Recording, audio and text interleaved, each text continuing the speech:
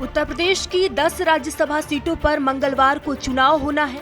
सपा के 3 और भाजपा के 8 उम्मीदवार जिनमें अपनी किस्मत आजमा रहे हैं। विधायकों की संख्या के आधार पर बीजेपी की 7 और समाजवादी पार्टी की 2 राज्यसभा सीट पर जीत तय है।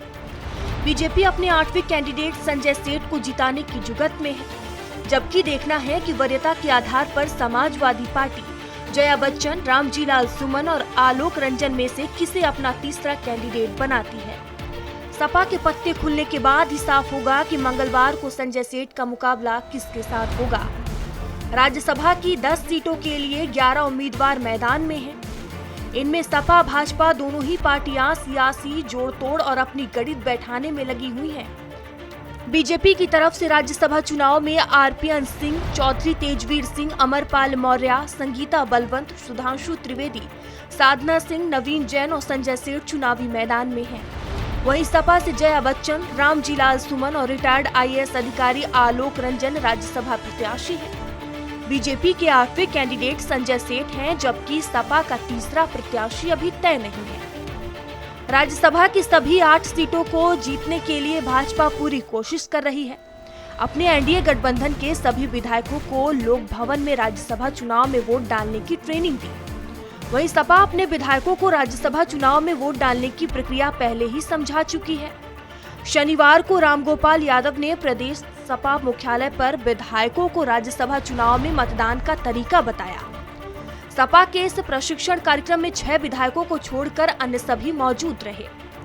सपा के राज्यसभा प्रत्याशियों की घोषणा के बाद खबर आई है कि सपा के विधायक पल्लवी पटेल नाराज हैं, लेकिन सपा ने उन्हें साथ लिया है। अखिलेश यादव ने दावा किया है कि सपा के सभी राज्यसभा प्रत्याशी चुनाव जीतेंगे। इसके लिए रणनीति तैयार कर ली गई है। राज्यसभा चुनाव के लिए सपा एक वोट जोड़ने में जुटी हुई है, जिसके लिए राजा भैया तक से गुहार लगाई गई है। राजा भैया की पार्टी के पास 2 विधायक हैं। इस चुनाव में राजा भैया के विधायक अहम भूमिका निभाएंगे। भाजपा के प्रदेश अध्यक्ष भूपेंद्र चौधरी ने राजा भैया से मुलाकात कर अपने 8वें उम्मीदवार के लिए समर्थन मांगा। राज्यसभा चुनाव में वोट का गणित।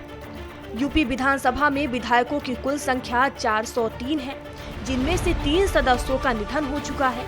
बीजेपी के 1 सदस्य अयोग्य हैं। इस तरह कुल 399 विधायक हैं, जिनमें 3 सदस्य जेल में हैं। 2 सपा के रमाकांत यादव और इरफान सोलंकी और 1 सुभाषपा विधायक अब्बास अंसारी हैं। जेल में बंद विधायकों ने राज्यसभा के चुनाव में मतदान में हिस्सा लेने के लिए हाईकोर्ट में अर्जी लगाई है।